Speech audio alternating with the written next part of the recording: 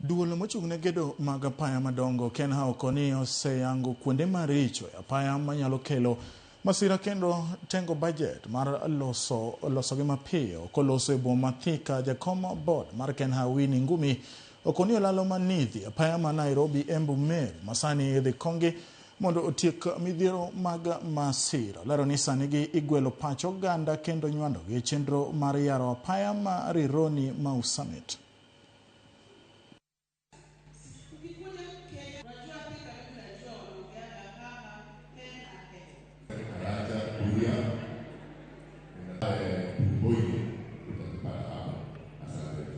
We as KENHA have identified all the black spots. We have identified all the black spots within the country. At the board level, we have allocated budget, including budget for Nithi Bridge, which we have redesigned, courtesy of a presidential directive that we have to ensure that Nithi Bridge is designed to take care of road safety issues.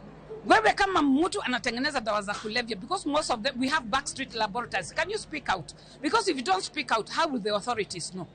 So we wananchi, we are the people who are hiding these dealers. We are the people who are hiding these manufacturers. If a person comes and starts manufacturing second generation alcoholic drinks within the estate, within the village, because now they've moved to the villages, can you speak out and say there's something going on here and we do not know?